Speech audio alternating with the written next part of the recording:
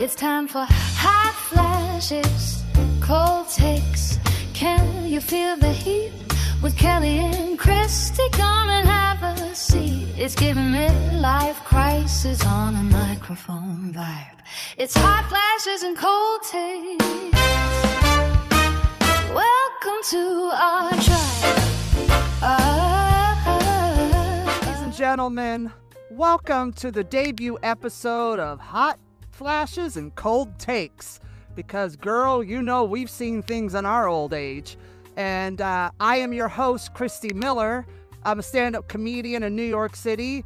And along with me is my co-host, Miss Kelly Martin, who is currently residing in Nashville, but we both lived in Los Angeles together 30 years ago and worked at the Comedy Store together. So we've been through it together all these years. So welcome to our show and welcome to our lives, and buckle up, baby, because it's going to get crazy. Is it, though? Sure. Anyway, how are you, Kel? I'm good. Let's get crazy. Let's do it, because we're in our 50s and I stretch. Yeah. 50, you know, we've known each other for 30 years. And do you notice, like, No. do you ever, like, see all the, like, you read about all this stuff about what happens to women's bodies and shit? And even just the youth in general versus the elderly in general, you know, like, things, you know, in their 20s, people like, oh, in my 20s, I could eat whatever I want. I could do whatever. I could stay out late and get up more early in the morning and go to work. I could be hungover and I wouldn't even feel it. And now it's like, we stay up past 10 o'clock. We're dead for a week. Well, I'm the one that's dead for a week. You do stay up at 10 o'clock. Well, I also sleep till noon, so. That's true. Well, I have a night job, so hooking. Anyway. Yeah. Prostitution or comedy, same thing. Except at least in prostitution, you get dick and cash. Comedy, we're just getting fucked for free. Good night, folks. Well, you know what? We have known each other for 30 years, and you and I have come so far from our 20s. I think it's really funny. I was telling you earlier that if you would have told us back in the 90s when we met that we'd be hosting a podcast together, first of all, we'd be like, what's a podcast? Yeah, then, exactly. You know, we'd be like, what? So such oddballs. It wouldn't even, no one would even think it. The two of you? Really? That's what we should have called it. Us? Really? And we've been through it. We've gone through a lot of stuff for years, the two of us. Yeah. In ups and downs, good and bad. Mm-hmm. So made us wiser. It made us stronger. Yeah, it's made us who we are. You know, it's funny. People I have friends of mine that go, God, I feel so bad. You had such a rough childhood or upbringing, or, you know, you had a rough start of it, or, you know, your career's been hard. You know what? I wouldn't trade it for the world. You know what I mean? Because it made me who I am. I am so strong and resilient in my 50s that, you know, and I also in the gym trained myself the same way. And my motto is just be hard to kill. You know, that's all I care about. Be hard to kill. And I think my whole upbringing and all my experiences in stand-up and adulthood and childhood has made me build that resilience so much that I watch people here in New York City crumble at the slight, you know, oh my God, they gave me a paper straw. You know, they're killing themselves. I'm like, oh, girl, get over it, honey. But it's the fragility. You got attacked in New York City, and you know, that person was very sorry they attacked you on the street. Yeah. Oh, yeah. He ran, too. Oh. Because I chased him. Like, you don't fuck with New Yorkers. You should. Yeah. Like, it's funny that people think if you fuck with a New York City female, like, we're going to back down. Bitch, we are strapped for fights. Like, we are ready. You know what I mean? Like, we're fucking packing. It may not be a gun, but I pack brass knuckles. I have all kind of shit. Like, I just pull them out and go, you don't want any of this. And they go, oh, sorry, ma'am. And they walk away. It's hilarious. You're my bodyguard. Am I though? I'll scream for you. You know, I'm like a chihuahua. I'm all bark and no bite. Yeah, and you shake in the corner. But don't you think, like, you hear these kids today in their 20s and 30s coming up, and they and all their complaints and their problems. Well, it's not that they're, you know, I think about that, and, you know, it's just different than we were, but Like, people like, oh, these kids need to figure it out. They're 21 and 22. I go, yeah, slow down there, Spike. Because I remember being 21 and 22 and being a total fucking idiot. You know? Because that's who you are. That's where you're supposed to be at that age. And that's how you learn. You know? And it's like, it drives me crazy that people bag on the youth today. And it's like, I remember being that youth and being in total, like, revolutionary uprisings and fighting for the little guy because you were young and it didn't have any prejudices. You didn't have any bad experiences because you haven't lived yet. You barely took a shit. You know what I mean? Like, yeah. And it's like, it's so funny. They act like kids are so, oh, these kids suck. They don't want to work. It's just different. We didn't have social media. You know, we didn't have the internet. We had go outside and play. That was it. Thank God. Yeah. I'm glad that we grew up. Oh, me too. Yeah. Me too. I can't even imagine. I am so happy that in the 90s we did not have social media. I'm so happy that we were able to experience everything we experienced in LA without any of that. Yeah. Because it was great. It was great times. And thank God. All of that made us stronger too because we had to work. We had to hustle. We're given anything. No. Hustle, exactly. It's funny because like our hustle was in the streets. And these kids are hustling. Excuse me, you need a date, sweetie? You buying, I'm flying. Anyway. But their hustle's just different. It's not that they don't know how to hustle because these kids know how to hustle on social media. These kids are making bank on social media. I'm barely making, I'm barely making likes, I'm barely getting by. Blows my mind how much money these kids can make at such a young age doing, things like this, like a podcast or, or OnlyFans. See, mine would be that we'd have to drop the S. Only fan.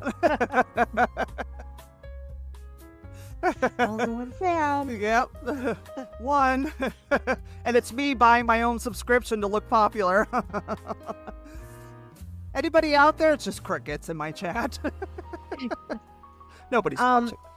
But we've talked about this and 20s to 50s and the big difference and the growing pains that you go through from your 20s to your 30s and then into your 40s, and now we're in our 50s. And what's weird about our 50s, in my opinion, is that now we're on the other side. We're on the other side. We're not on the young side now. We're on the next chapters. We crossed that towards threshold. Death. Yeah.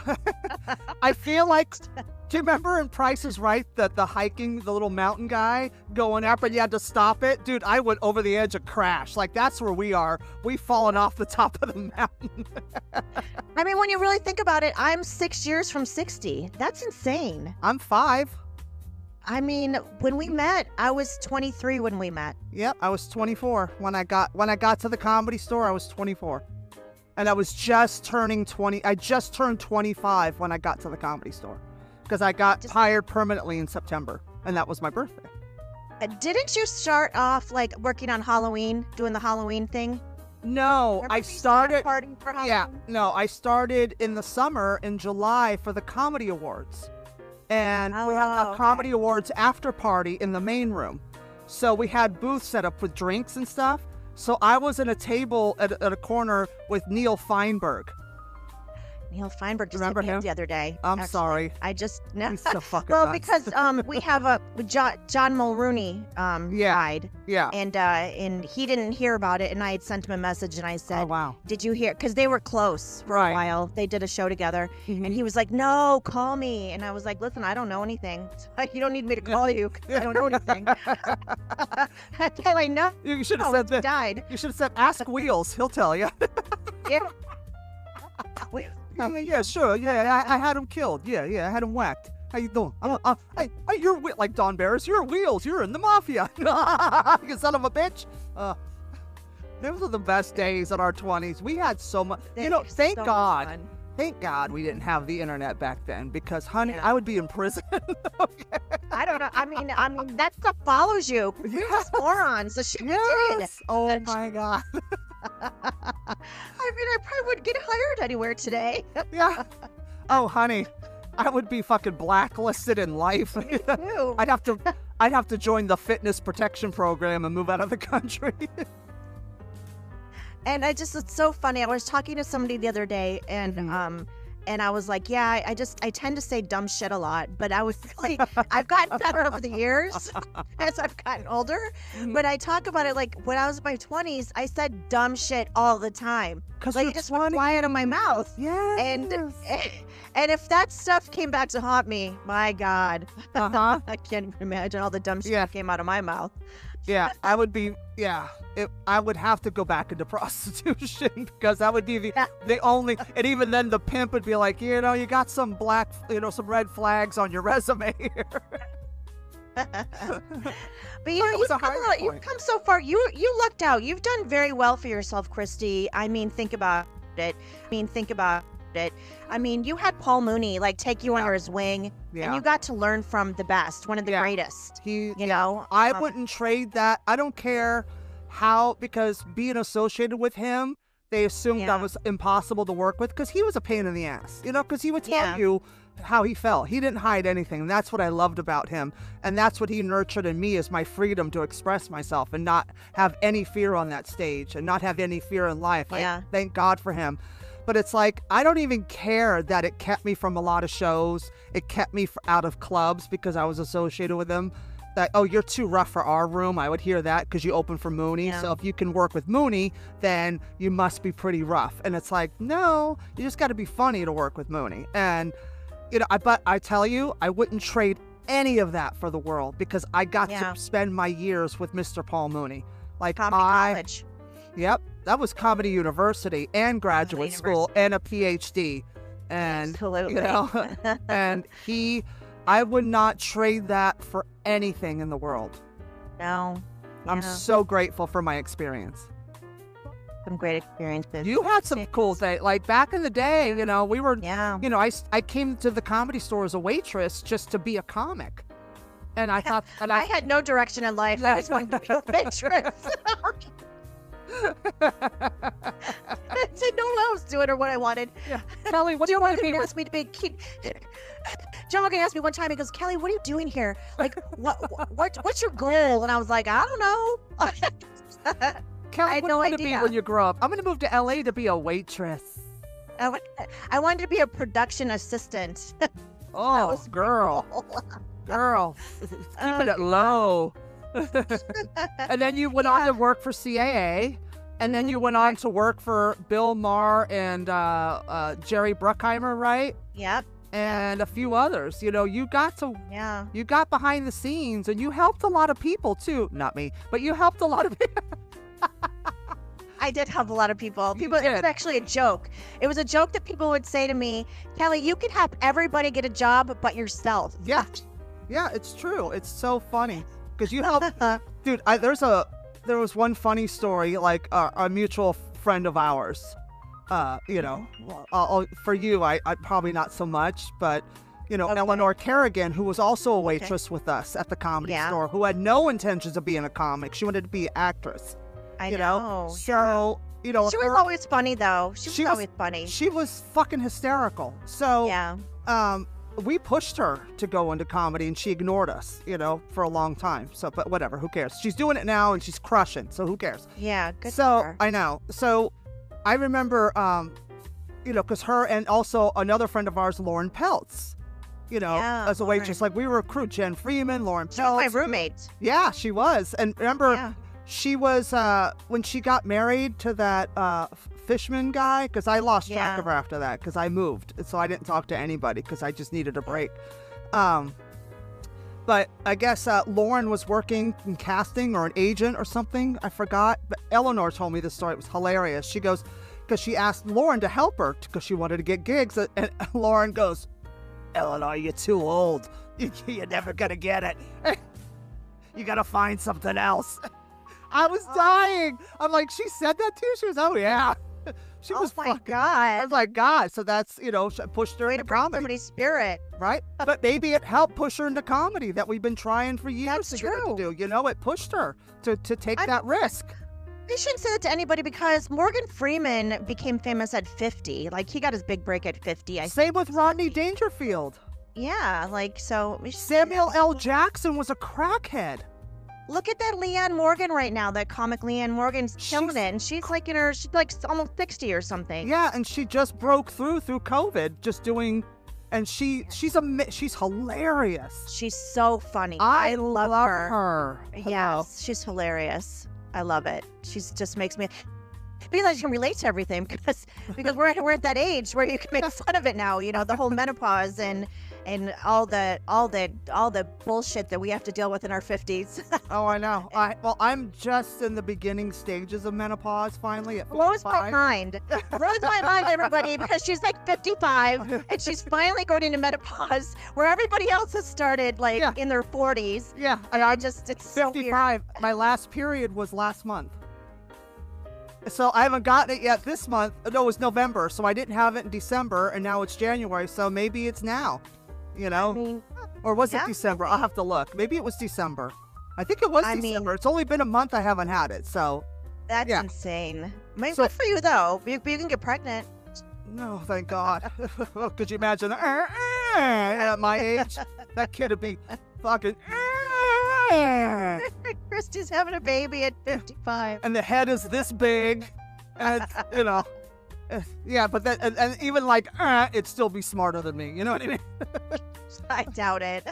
And then I would feel it would be mocking me the whole time it grows up. Did you clean your room? Did you clean your room? You know, fuck you, kid. Fuck you, mom. You know. It's such a weirdo. I know. This is the shit I think about. Oh, gosh. It's so bad. I can't. It's so funny. But, you know, it's funny. Like, people are like, oh, I hate getting older. Like, there was this interview with Cher, with Mama. You know, that's my mama. I love her so much. The queen of everything. Yeah. Talk about breaking barriers and not listening to the establishment and just stay true. She's why I keep fighting. Like, I see how hard it was for her all those years. And that she just kept fighting and just stayed true to herself. She didn't back down. She didn't change. She just did what she did. And that's helped me say, like, you know what? Even if I'm not getting the gigs I want or making as much money as I want or successful as I want to be, I'm still on my own terms. I do the gigs I want to do and I don't do the gigs I don't want to do. So it's, you know, in that sense, you know, I'm happy. But she had this interview about when she was in her 50s. She's like, I've been 30, 20's better. I've been 40, 30's better. I've been 50, 40's better, you know, and she keeps backing off. And I'm like, now she's like, I've been 120, 110 was better. You know, she's 1,000. Better than us. She looks so much like, bitch, you're still getting young dick, okay? She has a great line. She was on some kind of show, and she was telling a story about her mom said to her, honey, you know, why don't you find a rich man? And she said, Mom, I am a rich man. Exactly. I thought that was brilliant. It's so, like, empowering, and it just sums up Cher in one sentence. Mom, I am a rich man. Yeah, exactly. She's so incredible. Never forget your stand-up. You're doing your Cher impressions at the Comedy Store. Those were so amazing. Everybody loved it. Isn't that how you got passed? Didn't Mitzi pass you because of the whole Cher act? No. Because of that? I did others. I can't even tell you. I don't even remember my set. Like, oh, wow. I was such a long time ago. Yeah, it was almost 26 years ago. And I remember I went in 99 with Mooney for the first time to Caroline's on Broadway here in New York City.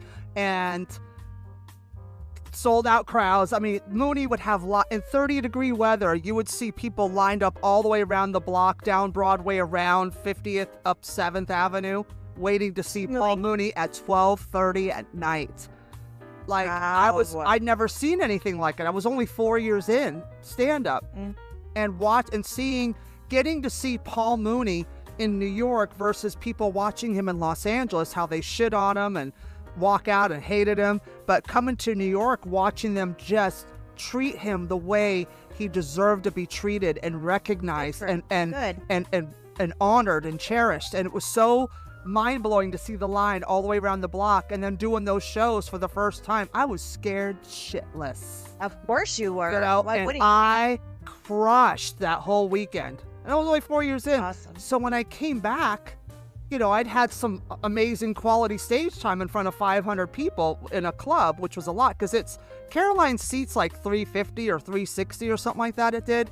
And it would be standing room only. Like people were stand up smash in the back just to watch him.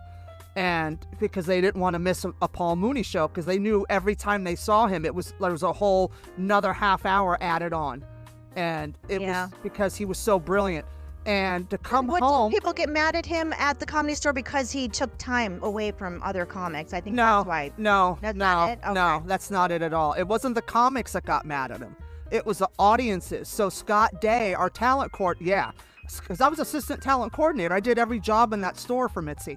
So when I was starting out. So in Scott Day's file cabinet where all our headshots were, there was a file for Paul Mooney. It was the Paul Mooney letter. So we had printed up letters of apologies to people that would complain about him. And we would just fill in their names, put it in an envelope, and send it out. And oh my God. It was hilarious. But no, Paul Mooney did the Kinnison spot at night, late night. He would close the show. So everybody already went on. Mooney would close it out. Never a comic getting mad at Mooney unless he told them, you need to, you suck, homie, or whatever he did, But I've never heard a bad word. I've only heard like maybe one or two at that much of the thousands of comics that I know that probably said, "Oh, he's a bit much." Yeah, but we all loved him. Oh, he was a legend. We all loved him. Yeah. So he was great to us. Oh hell yeah! But when it comes to so when I got back to the Comedy Store after opening for him in New York, I was on fire. Like I had this newfound like level up. And everybody at the store was talking about it. Like, ooh, Christy was in New York with Paul Mooney. Oh, my God. And John Mulrooney, our friend John Mulrooney. Rest in peace, John Mulrooney. Yep. But this is one of the last things we said to each other was he came out. I was going down the hall into the kitchen, the old saloon doors. And he follows me and he's like chewing a piece of gum. He's like, why you? Because he grabbed my arm and turned me around and said, why you? And I go, what do you mean? What are you talking about? He goes, yeah, why you? Why did Paul Mooney pick you? And I said, I don't know. Maybe because I'm real? I don't know. And he goes, why not you? Yeah. And I'm like, huh? I was so taken, caught off guard. I had no idea what he was talking about. And he was pissed. And he's like, and he walked away. Well, he left soon after that. He moved to New York and got a radio show or something like that. Yeah, he was working on radio, and then nothing was really going for him, and then he went and joined the police force upstate. He did? Yeah, he was a policeman the last, 20 years right now. So oh, wow. I saw him about a year ago, maybe, at Governor's. And I was there, and I was like, fuck, it's John Mulrooney. I haven't seen this dude in 20-something years, right? Oh, my God. So I'm standing there, and he's looking at me, and he's talking to another comic, because the Long Island guys stick together. And he looks at me again and goes, I know you. I said, yeah, I'm Christy Miller from the Comedy Store. I used to work with Mooney. He goes, oh, my God. And he hugged me so tight. And it was this whole 360, this whole it was so funny. We hugged. Family, if you think about it. Yeah, we're all family. It's family. Yeah, he was going through it. I didn't take it personal. Yeah. So we hugged. How you been? He's like, wow. Oh my God. He was just blown away that I was there because it was, because I'm in the ghost of comedy past to him. I'm from his old life at the Comedy Store where he would crush. And, he was funny as fuck. Think about it though, even Wheels moving here to Nashville, reconnecting with him, family. It's no time passed. John Mulrooney, I have a memory with him. Me, him, and Freddie Soto, maybe Jason, went to the Formosa, and I remember hanging out at the Formosa Cafe at night, and him just he was way older, obviously. I'm 23, I'm like a child. And I remember him just sitting and taking it all in and just looking around. And that was probably the last time I ever talked to him or hung out with him, Yeah, because he left shortly after that. Yeah. Yeah. But I used to think he was a fucking riot. Oh, he was so funny. God. So funny. I loved him. You know who else I loved that didn't get enough recognition? He had his own show, and I forget the guy's name. He had his own show. He was so funny on stage. Oh, gosh. I wish I knew his name. Oh, that narrows it down to 1,000 people. You know the guy with the head? And he was a comic? Sure. Pat, he had his own show, and this is early on in the comedy. I started at the Comedy Store in 1995. So it was Pat something. I'll never forget. Nancy had the biggest crush on him. Pat. I think if like Eleanor or somebody were here, they would know it right away. She would know. Yeah, Eleanor has yeah. the encyclopedia in her head. Pat. Yeah. I'm trying to think of who Pat. Because something. Because only Pat I can think of off the top of my head who was not at the Comedy Store and way older, and nobody would have thought he was hot, but he's one of the funniest, is Pat Cooper. I can't think of any other Pats. No. It'll probably He had come his to own me talk after show. his own talk. Yeah. Yeah, he had his own talk show for a minute. On for TV? a minute. Yeah, on TV.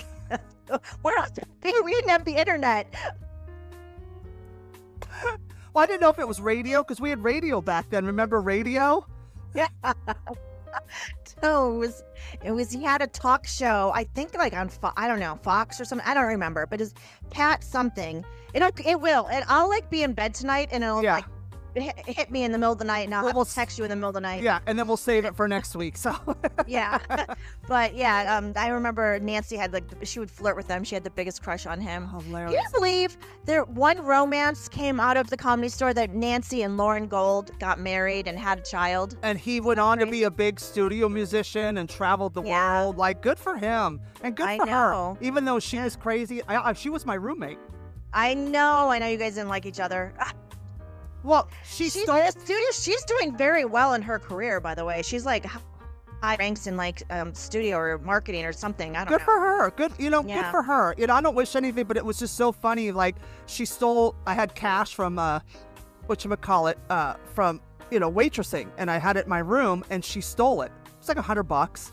And then she tried to help me look for it. And I'm like, typical crackhead, stealing your money and then helping you look for it. And then she thought that I was going to cheat her out of rent and move out on her because we were fighting. So she took my guitars, my amps, because I was, I had music, and I was a musician in my teens. I thought I was going to be a rock star. She had them in the back of her truck. Remember her little pickup truck? She had all loaded in the back of her truck, and I came home. I go, what the fuck is my stuff doing in her truck? And she was sitting in the apartment in a chair with the lights out. I was going to sell your stuff because I thought you were going to run out on me. And then I felt guilty. I go, you fucking cunt. Why would I run out on you? Like, who are you? You're the one that would do that, not me. And, oh, gosh. And then we agreed to disagree, and I moved out. I was like, I was like, I had such a horrible experience with her. Was that the apartment that was up in the hill? Yeah, it was on Carmen, up by the convent, where by the Hollywood side. I loved that apartment too. Yeah, it was a cute apartment. You guys had a cute spot there. Yeah. She did my headshots. She did my headshots for me. My very first headshots. Hilarious. Yeah. That's amazing. She did. I know. And then I got an agent. And the agent was like, these headshots suck. You need to get new headshots. So I got new headshots. Yeah. So fucking hilarious. But we're gonna wrap this up, and I just want to say, getting old sucks. Getting old sucks. And we're here we still look good. Oh, we look fantastic, darling. Hello. Oh. Now, remember when we were young, the Golden Girls were our age. So look at how ageism has changed. Now, they probably look at us like the kids today. Look at them with their fucking ring lights and makeup and Instagram. Yeah, bitch. At least I can still do that shit. I'm going to do this as long as I fucking can until it falls off. I am riding this fucking trend till the wheels fall off. I'm telling you. But, Kelly, tell everybody where they can find you on the social medias to follow you. Kel Paco, is it Kel Paco 27? It's Kel Paco. Yeah. I can't remember. It's Kel Paco on Instagram. Okay. Yeah, because Kelly's the social media genius. And and you could follow me everywhere at Christy Miller. You're the social media genius. I use that better than me. Mostly. But and you can also follow me everywhere at Christy Miller Comedy here on YouTube. You can follow me on Instagram and Facebook, everywhere that I deleted my TikTok account because I can't deal with it. I keep getting banned, and it's just like, forget it. We'll have to use mine. Okay, we'll use yours. Use mine. Perfect. Yeah. Okay, perfect. So, but please, welcome to the show. Welcome to Hot Flashes and Cold Takes with Kelly and Christy. We're here for you every week, just for some crazy stuff. please DM us with anything that you've experienced, getting older, or things that are different in your 50s, or anything that you're dealing with, whether it's like, prejudices about whatever, anything about aging. DM us, leave comments, like the show, and definitely share this with all your raggedy old friends, because, bitch, we all got to stick together, because we're all about to die in like 8 minutes. Thanks, you guys, for tuning in. Be sure to follow, subscribe, and share the show. We love you. We'll see you next time. Well, that's our show. See you next time.